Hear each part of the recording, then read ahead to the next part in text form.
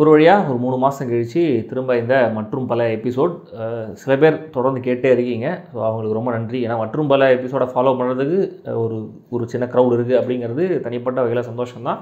But already நான் இதுக்கு முன்னாடி நிறைய மற்றும் பல எபிசோடில் சொன்ன மாதிரி அதுக்கான டாபிக்ஸ் கிடைக்காம என்னால் எனக்கு மைண்ட் உட்காந்து அதில் பேசணும் அப்படிங்கிற மாதிரி வரமாட்டேங்குது. ஏன்னா இது கட்டாயத்தின் பேரில் இதை பண்ணி ஆகணும், ரெகுலர் ஷோ மாதிரி இதை பண்ணோங்கிற மாதிரி இல்லை. மந்த்லி ஒரு வீடியோன்ற மாதிரி நினச்சேன். இப்போது ஏன்னா மே மாதத்துக்கு முன்னாடி வீடியோ ஒரு 3 மாதத்துக்கு முன்னாடி, அதுக்கு முன்னாடி 3 மாதம் ஆச்சு. மே எண்டில் போட்டால் இப்போது ஆல்மோஸ்ட் ஆகஸ்ட்டே முடிய போகுது. ஸோ இப்போ இந்த மற்றும் பல முதல் விஷயம் என்ன பேசணும் அப்படின்னு நினச்சேன் அப்படின்னா, அந்த லோ சப்ஸ்கிரைபர்ஸை பற்றி கொஞ்சம், ஏன்னா மெமரிஸ் திடீர்னு வந்துச்சு. இந்த 50,000 சப்ஸ்கிரைபர்ஸ் எனக்கு சீக்கிரமாக வந்துட்டாங்கன்ற மாதிரி நான் ஒரு 3 வருஷத்துக்கு முன்னாடி நான் ஷேர் பண்ணது டைம்லைனில் வரும்போது கொஞ்சம் கஷ்டமாக இருந்தது பார்க்கும்போது. அவ்வளோ சீக்கிரம் 50,000 வந்துட்டாங்க, இன்னும் 80,000க்கே நம்மளுக்கு இவ்வளோ கஷ்டப்படுறோமே. இப்போ தான் 18,000 கிராஸ் பண்ணியிருக்கோம் நம்ம, அதுக்கே இவ்வளோ கஷ்டப்படுறோமே, ஏன் எந்த இடத்துல அது மிஸ் ஆகுது ஏன்னா எனக்கு புரியவே இல்லை. அஃப்கோர்ஸ் அப்பப்போ ஏதாவது கமெண்ட்ஸ் வந்துக்கிட்டே தான் இருக்கும். நீங்கள் எப்படி ரிவ்யூ பண்ணலாம், அப்படி ரிவ்யூ பண்ணலாம் அப்படின்னு சொல்லிட்டு எக்கச்சக்கமான பாசிட்டிவ் ரிவ்யூஸுக்கு பாசிட்டிவ் கமெண்ட்ஸுக்கு நடுவில் திடீர்னு இது மாதிரி ஏதாவது ஒரு கொஞ்சம் கிரிட்டிக்கலான ஒரு கமெண்ட், அதாவது நீங்கள் ரிவ்யூ பண்ணுறதே சரியில்லை, இந்த ஃபார்மேட்டே நீங்கள் மாற்றணும், அந்த மாதிரி ஏதாவது வரும்போது நம்ம ஏதாவது தப்பு பண்ணுறோம் அப்படிங்கிற மாதிரி லைட்டாக ஒரு சின்ன செல்ஃப் டவுட் வரதான் செய்யும். அது இல்லை அப்படின்லாம் கிடையாது. நான் ஒரு பாசிட்டிவாக மட்டுமே பார்ப்பேன் எல்லாத்தையும். இதை நான் பார்த்துக்க மாட்டேன், எல்லாத்தையுமே எடுத்துக்கணும். அதில் சில கன்ஸ்ட்ரக்டிவான கிரிட்டிசிசமும் நான் கன்சிடர் பண்ணி அதில் சில விஷயங்கள் நான் இம்ப்ளிமெண்ட்டும் பண்ணியிருக்கேன். அதனால் அப்போ ஒரு செல்ஃப் டவுட் வரும், நம்ம கரெக்டாக தான் பண்ணிகிட்டு இருக்கோமா, ஃபுல் டைமாக இதை பண்ண போகிறோம் அப்படிங்கிற மாதிரி ஆரம்பித்ததுக்கப்புறம் நம்ம எவ்வளோ நாள் தான் இதையே பார்த்துட்டு இருக்கிறது. ஏன்னா சொல்லுவாங்க, நீங்கள் ஒரு வேலையை எடுத்துக்குவாங்க, அது ரொம்ப பேஷனேட்டாக நீங்கள் அதை பண்ணிகிட்டே இருங்க, கண்டிப்பாக ஏதோ ஒரு நாள் பிரேக் வரும் அப்படின்னு சொல்லிட்டு அந்த ஏதோ ஒரு நாள்லேயே போகிறோம் அப்படிங்கிறதான் தெரியல. அண்ட் இந்த கம்பேரிசன்ஸும் இருக்கும் நம்மளுக்கு. அப்புறம் ஆரம்பிச்சு நிறைய பேர் அப்படி பண்ணிட்டாங்க இப்படி பண்ணிட்டாங்க அப்படின்னு சொல்லிட்டு. அண்ட் நீங்கள் கொஞ்சம் நோட் பண்ணிங்கன்னா லாஸ்ட் டிசம்பர்லேருந்து தான் நான் ஃபுல் ஃப்ளெஜ்டாக இது நம்ம பண்ணலாம் அப்படிங்கிற மாதிரி நான் டிசைட் பண்ணது. அதுக்கு முன்னாடி கொஞ்சம் வேவரிங்காக தான் இருந்தது. ஒரு ஃபுல் டைம் ஜாப் தேடிக்கிட்டே சைடில் பண்ணலாமா அப்படிங்கிற மாதிரியான ஒரு டவுட்லேயே தான் பண்ணிகிட்டு இருந்தேன். பட் டிசம்பரில் தான் ஒரு மாதிரி டிசைட் பண்ணி, சரி ஓகே நம்ம அங்கேயும் ஒரு கால் இங்கேயும் ஒரு கால் வைக்க முடியாது, ப்ராப்பராக ஏதோ ஒரு விஷயத்தை நம்ம ஃபோக்கஸ் பண்ணி போனோம்னு சொல்லிட்டு கொஞ்சம் இதை ப்ராப்பராக நம்ம இது ஒரு குறிப்பிட்ட டைம் வரைக்கும் போது இதை ப்ராப்பராக ஃபுல் ஃப்ளெஜ்டாக இதை ஃபோக்கஸ் பண்ணி நம்ம சேனலை கொஞ்சம் டெவலப் பண்ண பார்ப்போம் அப்படின்ற மாதிரி. ஸோ டிசம்பர்லேருந்து ஜனவரியிலேருந்து நான் ஃபேர்லி மோஸ்ட்லி நிறைய ரெகுலரான வீடியோஸ் தான் போட்டுட்ருக்கேன் நான். பட் இப்படி திடீர்னு ஒரு செல்ஃப் டவுட் திடீர்னு நம்மளுக்கே இந்த சுய இறக்கம் கழிவிறக்கமாக சொல்லுவாங்க, அதெல்லாம் வரும்போது கொஞ்சம் அப்படியே ஒரு ஜோனோட் ஆகிட்டேன் நான். லாஸ்ட் 10 டேஸாக பார்த்தீங்கன்னா பெருசாக நான் வீடியோ எதுவும் போடல. ஏன்னா என்ன பண்ணுறது, எதை எடுத்தாலும் ஏதோ ஒரு விஷயம் மைண்டில் ஒரு பிளாக் வந்துக்கிட்டே இருந்துச்சு. பட் இதை நான் ட்விட்டரில் ஸ்டேட்டஸாக போடும்போது நிறைய பேர் எக்கச்சக்கமான ஃப்ரெண்ட்ஸ் வெல்விஷர்ஸ் எனக்கு விஷ் பண்ணியிருந்தீங்க, பாசிட்டிவாக நிறைய விஷயங்கள் சொல்லியிருந்தீங்க. எல்லோரும் நிறைய பேர் சொன்னது என்ன, இது கழிவு ஊற்ற ஆரம்பிங்க, நெகட்டிவாக பண்ணால் தான் வரும், ஆனால் நீங்கள் அதை பண்ணாதீங்க, பண்ண மாட்டீங்கன்னு தெரியும். ஸோ அதெல்லாம் பார்க்கும்போது ஹாப்பியாக தான் ஒரு வகையில் ஒரு வேலிடேஷன் கிடச்சிட்டு இருக்கு. அண்ட் இன்றைக்கி கூட ஒருத்தர் கமெண்ட் போட்டிருந்தாரு, யாரோ வச்சுட்டாங்க, பில்லி சூனி வச்சிட்டாங்க சம்திங். ஏன்னா யாரை கேட்டாலும் காகிஸ் டாகிஸ் ரிவ்யூ பார்க்குறதா சொல்கிறாங்க, ஆனால் அவருக்கு வியூஸ் சப்ஸ்கிரைப் சேர மாட்டேங்குதுன்ற மாதிரி. அந்த அதே கேள்வி தான் எனக்கும் தெரியல. அண்ட் இது புலம்பெல்லாம் கிடையாது. அகைன் இது சொல்லி அட்ரஸ் பண்ணணும்னு நினச்சேன். இப்படி ஒரு விஷயம் நடந்தது, பட் நிறைய பேர் என்கரேஜிங்காக பேசுனது கொஞ்சம் மனசு ஆறுதலாக இருந்தது. இப்போ நான் ஒரு மாதிரி அந்த ஜோன் அவுட் ஆனதுலேருந்து வெளியில் நான் திரும்பி ரெகுலராக இந்த கூலி ரிவ்யூலேருந்து திரும்பி ரெகுலராக ஆல்மோஸ்ட் வீக்லி ஒரு 5 to 6 வீடியோஸ் பண்ணலாம் அப்படிங்கிற மூடுக்கு திரும்ப நான் வரேன் அப்படிங்கிறதுக்காக தான் இது. ஸோ அது இந்த மற்றும் பலலேருந்து ஆரம்பிச்சதாக கூட நீங்கள் வச்சுக்கலாம். அண்ட் ஒரு பழைய சம்பவம் தான். Already Khaleelur Rahman second show தமிழில் தனியாக வீடியோலாம் போட்டுலாம் முடிச்சிட்டாரு. ஆனாலும் நம்மளுடைய பார்ட்டு நம்ம சொல்லி ஆகணும் இல்லையா. அது என்ன, நீயா நானா ஷோ போயிட்டு வந்ததை பற்றி பெருசாக ஒன்றும் சொல்ல விரும்பலை. ஏன்னா ஆல்ரெடி அது முடிஞ்சு போன மேட்டர், கொஞ்சம் போர் அடிச்சிருக்கோம். நானும் பெருசாக சொல்கிறதுக்கு எனக்கும் எதுவும் இல்லை.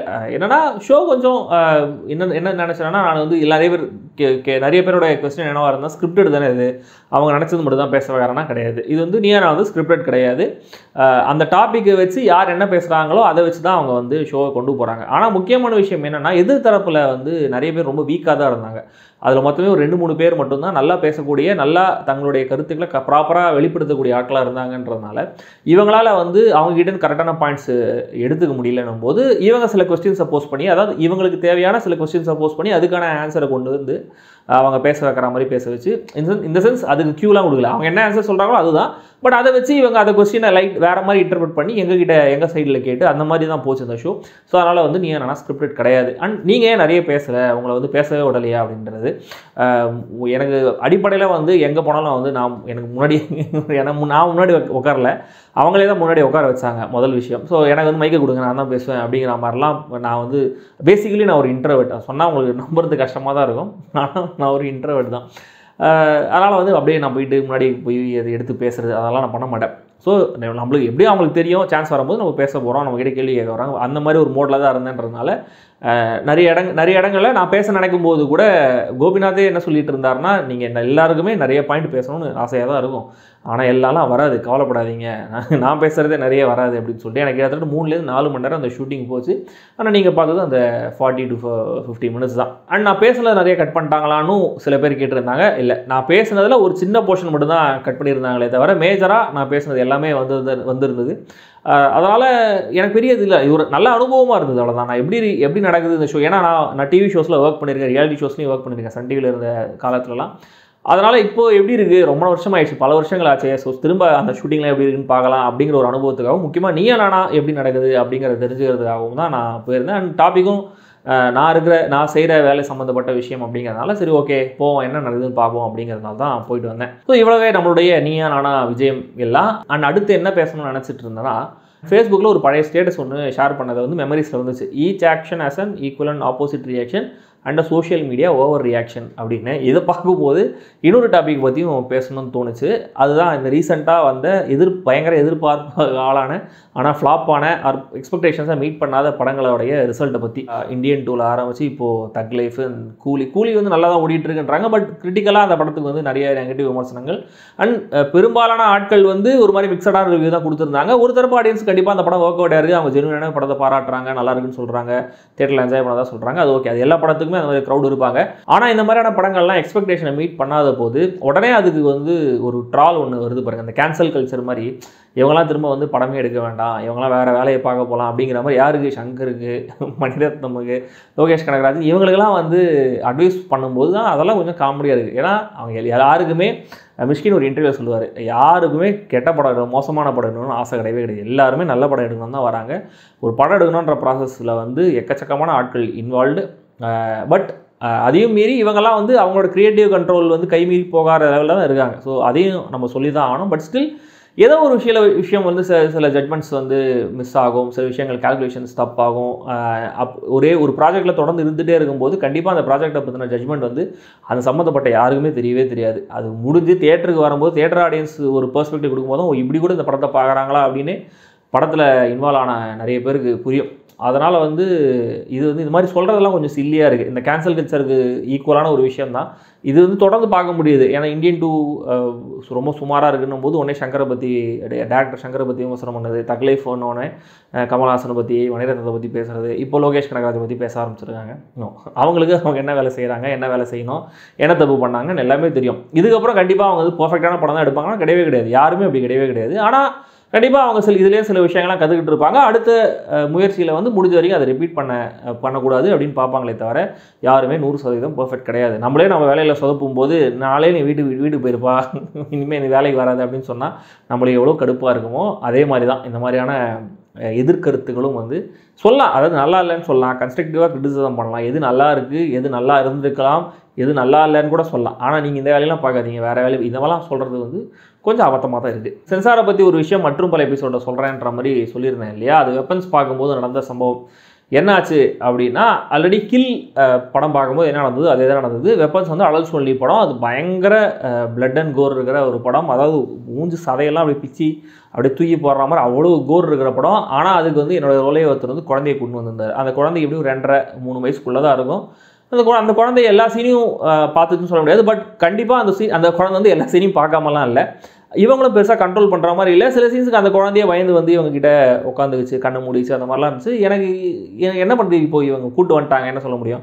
ஸோ நான் இன்டர்வலில் போயிட்டு பேசிட்டு வந்தேன், எதுக்காக இது மாதிரி அலோவ் பண்ணுறீங்க, அது வந்து 18+ தானே. நான் இல்லைங்க, கில்லுக்கு என்ன சொன்னாங்களோ அதான் திரும்பி நான் ரிமைண்ட் பண்ணுறேன். என்னென்னா அவங்க என்ன சொல்கிறாங்க லாஜிக்னா, 3 வயசுக்கு மேலே இருக்கிற குழந்தைங்களுக்கு தான் டிக்கெட்டு, இந்த குழந்தைக்கு டிக்கெட்டே கிடையாது, அதனால் நாங்கள் தடுக்க முடியாது. நாங்கள் அப்பாடி 18 பிலோ யாருமே அலௌடு கிடையாதுன்னா யாருமே அலௌடு கிடையாது தான். பிறந்த குழந்தைய கூட நீங்கள் கூட்டு வர முடியாது. ஏன்னா அது வந்து ஜஸ்ட்டு விஷுவல் மட்டும் கிடையாது, அடல்ட் கண்டென்ட், மெச்சூர்ட் கண்டென்ட் மட்டும் கிடையாது. அந்த சவுண்டு, அந்த லைட்டு, அதையே அவங்க வந்து அதுக்கே எக்ஸ்போஸ் ஆகக்கூடாது. ஏன்னா அவங்களுக்கு அப்போ தான் அந்த ஆர்கன்ஸ்லாம் டெவலப் ஆகுது. இப்போவே அவ்வளோ ஓவர் எக்ஸ்போஜர் வந்ததுன்னா அது பயங்கரமாக அவங்களை பாதிக்குன்றதுனால தான் குழந்தைங்களை முதல்ல தியேட்டருக்குள்ளேயே கூட்டு வரக்கூடாதுன்னு சொல்கிறாங்க.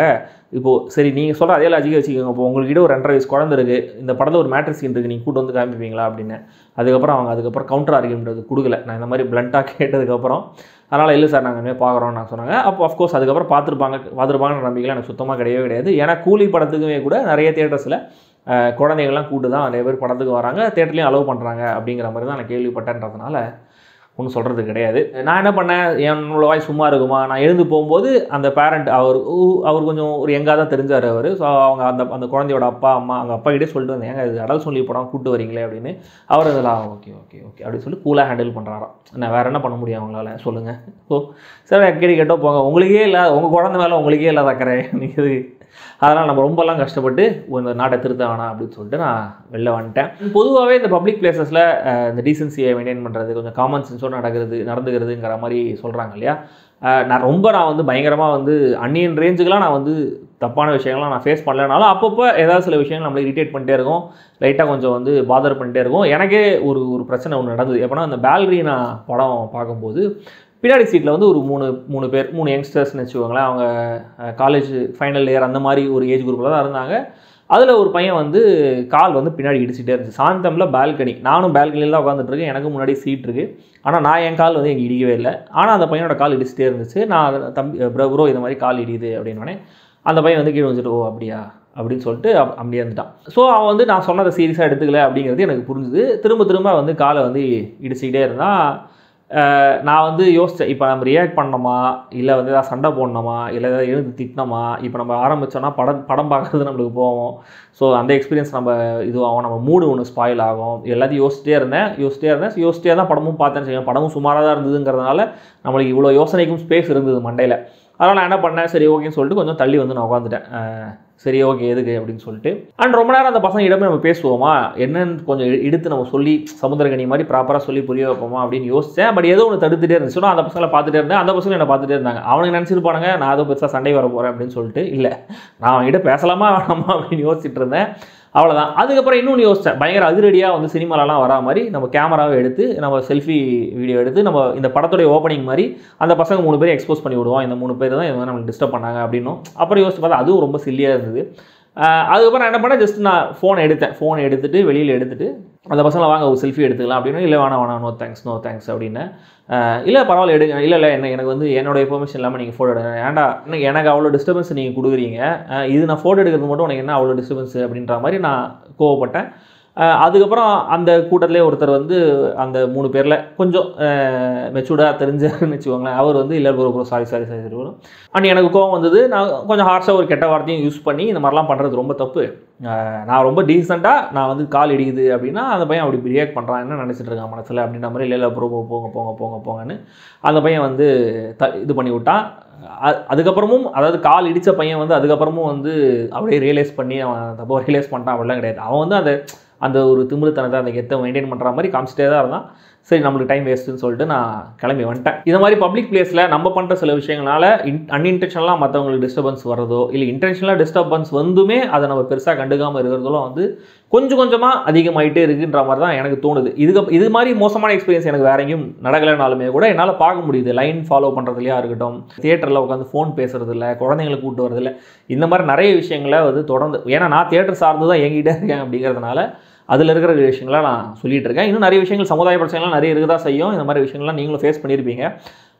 அதுக்கு என்ன தீர்வு அப்படின்னா அதுக்கெல்லாம் தீர்வு சொல்கிறதுக்காகலாம் இல்லை, இப்படி நடக்குது அப்படின்னு நான் உங்ககிட்ட புலம்புறேன், அவ்வளோதான். அண்ட் இந்த 2-3 மாதத்தில் இன்னொரு வரலாற்று சிறப்பு மிக்க சம்பவம் நடந்திருக்கு. பல வருஷங்களாக சத்யம் தியேட்டரில் பைக் பார்க்கிங்கிறது 10 ரூபா தான் இருந்துச்சு. போனோமா அந்த பார்க்கிங் உள்ள போனால் 10 ரூபா காயின் நான் வச்சுருப்பேன், போய் அப்படி கொடுப்பேன், டிக்கெட்டை வாங்குவேன், போவேன். ரொம்ப ஃபாஸ்ட்டாக அந்த ப்ராசஸ் நடக்கும். அந்த பார்க்கிங் வந்து 20 ரூபான்னு இன்க்ரீஸ் பண்ணிட்டாங்க. அது வந்து இப்போ தான் ரீசெண்டாக நடந்து கரெக்டாக அவங்க இன்க்ரீஸ் பண்ண அன்றைக்கி நான் தியேட்டரில் இருந்தேன். ஸோ அதனால் அந்த வரலாற்று சிறப்பு மிக்க நாளில் நான் அந்த தியேட்டரில் இருந்தேன். அந்த போர்டெல்லாம் வேறு நான் ஃபோட்டோ எடுத்துகிட்டு வேறு வந்தேன். ஸோ அதனால் வந்து இப்படி அதாவது ஊரில் ஒரே ஒரு நல்லவர் தான் அப்படிங்கிற மாதிரி சத்தியம் மெயின் ஸ்க்ரீனில் தான் பார்க்கிங்கிறது 10 ரூபா இருந்துச்சு. என்னென்னா இப்போ தியேட்டருக்கு கொடுத்த இந்த இதில் எவ்வளோ விலை வைக்கலாம் அப்படிங்கிற மாதிரி கவர்மெண்ட் வந்து ஒரு கைட்லைன்ஸ் கொடுத்துருக்காங்க இல்லையா? அந்த கைட்லைன்ஸ் படி நீங்கள் மல்டிப்ளெக்ஸாக இருந்தீங்கன்னா இவ்வளோ பார்க்கிங் சார்ஜ் வச்சிக்கலாம். நீங்கள் வந்து அதாவது உங்கள் தியேட்டர்லேயே வந்து இப்படிலாம் இருக்குது, இந்த மாதிரி வசதிகள்லாம் இருந்துச்சு அப்படின்னா இவ்வளோ பார்க்கிங் வச்சிக்கலாங்கிற மாதிரி சில ரெஸ்ட்ரிக்ஷன்ஸ்லாம் வந்து கைட்லைன்ஸ்லாம் கவர்மெண்ட் சொல்லியிருக்காங்க. அதனால் என்ன பண்ணுறாங்க, நிறைய தியேட்டர்ஸில் அவங்க வந்து மல்டிப்ளெக்ஸ் மாதிரி கணக்காங்க. மல்டிப்ளெக்ஸ்னால் ஜஸ்ட் 4-5 தியேட்டர் இருக்கிறது மட்டும் மல்டிப்ளெக்ஸ் கிடையாது. உள்ளுக்குள்ளே ரெஸ்டாரண்ட்ஸ் இருக்கணும், அந்த கேம் இந்த ஆர்கேட் மாதிரி ஏதாவது இருக்கணும். இந்த மாதிரி நிறைய வசதிகள் சேர்ந்து இருந்தால் தான் அது மல்டிப்ளெக்ஸ். 4-5 தியேட்டர் இருக்கிறது மட்டுமே மல்டிப்ளெக்ஸ் கிடையாது. அதனால் என்ன பண்ணுறாங்க சில தியேட்டர்ஸ்லாம் நிறைய அதாவது அவங்க பெரிய ரெஸ்டாரண்ட் மாதிரியும் அந்த மாதிரி இருக்கிற மாதிரிலாம் கணக்கு காமிச்சு 30 ரூபா 40 ரூபான்னு பார்க்கிங் வாங்கிட்டு இருக்காங்க. ஸோ சென்னை சிட்டியில் 30 ரூபா 40 ரூபா பார்க்கிங் வாங்குற நிறைய தியேட்டர்ஸ் வந்து இந்த மாதிரி போங்கடிச்சு தான் வாங்கிட்டு இருக்காங்கன்றதான் உண்மை. இதில் சத்தியம் கொஞ்சம் டிஃப்ரெண்ட்டாக இருந்தாங்க. இப்போது அவங்களும் இன்க்ரீஸ் பண்ணிட்டாங்க. ஆனால் இன்க்ரீஸ்னால் இது கூட ஆக்சுவலாக எல்லாரோடையும் இவங்க தான் பைக் பார்க்கிங் கம்மி. 20 ரூபா அப்படிங்கிறது மற்ற எல்லா தியேட்டர்ஸோடையும் இவங்களுக்கு தான் கம்மிங்கிறதுனால இப்போ கூட பரவாயில்ல. ஸோ கொஞ்சம் வந்து மனசு ஆறுதலாக தான் இருக்குது. அண்ட் மல்டிப்ளெக்ஸ் தியேட்டர் அப்படின்னு பேசும்போது தஞ்சாவூர் ரீசெண்டாக ஒரு விசிட் போயிருந்தேன்னு சொல்லிட்டு அந்த எபிக் வெற்றி ஸ்கொயர் சினிமாஸை பற்றி ஒரு வீடியோ போட்டிருந்தேன். அதை கன்சிடரபிள் அமௌண்ட் ஆஃப் நம்ம சப்ஸ்கிரைபர்ஸ் பார்த்துருந்தீங்க. நிறைய பேர் பார்த்து கமெண்ட்லாம் போட்டிருந்தீங்க. நிறைய பேர் அந்த அதுக்கப்புறம் நான் தியேட்டரை போய் பார்த்து நல்லா இருந்துச்சு அப்படின்லாம் சொன்னதா ஃபீட்பேக்லாம் சொல்லியிருந்தீங்க. ரொம்ப ரொம்ப சந்தோஷம். அது பெய்ட் கொலாப் அப்படிங்கிற மாதிரி போடுங்க, ஏன் போடலன்ற மாதிரி இனிஷியலாக சில கமெண்ட்ஸ்லாம் வந்துருந்தது. அதுக்கப்புறம் அது பெய்ட் கொலாப் இல்லைன்னு டிஸ்கிரிப்ஷனில் சேர்த்தேன். பட் கோயிங் அஹெட் நான் பெய்ட் கொலாப் பண்ணலாம் அப்படிங்கிற மூடில் தான் இருக்கேன். ஏன்னா ஆல்ரெடி சில பேர் கேட்டிருக்காங்க. அதுக்கு தான் இந்த மற்றும் பல ஷோகேஸ் அப்படிங்கிற ஒரு டைட்டிலில் புதுசாக ஒரு ஷோன்னு ஆரம்பிச்சது வந்து அதுக்காக தான். அந்த எபிக் ஸ்கொயர் வந்து பெய்ட் கொலாப் கிடையாது. பட் இனிமே பெய்ட் கொலாபரேஷன்ஸ் எல்லாமே இந்த மோஸ்ட்லி இந்த மற்றும் பல ஷோகேஸ் அப்படிங்கிற ஒரு இதோட வரும். அண்ட் அது பெய்ட் கொலாப் தான் அப்படிங்கிறதுக்கான டிஸ்க்ளைமரோட தான் அந்த ஷோவை நான் ஆரம்பிப்பேன். அதனால் அது உங்களுக்கு தெளிவாக தான் தெரியும். ஸோ நான் இனிமேல் பெய்ட் கொலாபரேஷன் பண்ணுறேன்னா அதை நான் சொல்லிட்டு தான் பண்ணுவேன். அதில் உங்களுக்கு எந்த ஐயமும் வேண்டாம். ஓகே, இதெல்லாம் தான் இந்த மற்றும் பல எபிசோடில் பேசணும்னு நினச்சது. வேறு ஏதாவது விஷயங்கள் நான் சொல்கிறேன் அப்படின்னு சொல்லிட்டு மிஸ் பண்ணியிருந்தேன்னா அதை நீங்கள் கமெண்ட்டில் சொல்லுங்கள். அடுத்த மற்றும் பல எபிசோடில் நான் கண்டிப்பாக அதை அட்ரஸ் பண்ணுறேன். அடுத்த மற்றும் பல எபிசோட் கண்டிப்பாக 3 மாதம் கழிச்சுலாம் வராது. வித்தின் மந்தே கண்டிப்பாக அடுத்த எபிசோடை நான் போடுறதுக்கு மேக்ஸிமம் நான் புஷ் பண்ணுறேன். அண்ட் இன்னும் சில புது ஷோஸை ஆரம்பிக்கிறதுக்கான ஐடியாஸ்லாம் கொஞ்சம் அப்படியே பிரெயின் ஸ்டார்ம் பண்ணிகிட்டு இருக்கேன். அதுக்கான அறிவிப்புகள், டீசர் அனௌன்ஸ்மெண்ட், போஸ்டர் அனௌன்ஸ்மெண்ட் அப்படிலாம் எதுவும் வராது. ஜஸ்ட் நான் வந்து ட்வீட் பண்ணுவேன், இல்லைனா நம்மளோட கம்யூனிட்டி போஸ்ட்டில் போடுவேன். ஸோ நீங்கள் வாட்ச் பண்ணிட்டு இருக்கீங்க. ஆனால் கண்டிப்பாக அடுத்த 1 மாதத்துக்குள்ளே ஏதாவது ஒரு புது ஷோ மாதிரி புது எபிசோடாவது புது செக்மெண்ட்டாவது உங்களுக்கு வரும். அது என்னன்றதை நீங்கள் பார்த்து தெரிஞ்சுக்கோங்க. ஓகேவா? வேறு என்ன சொல்கிறது? வேறு ஒன்றும் இல்லை.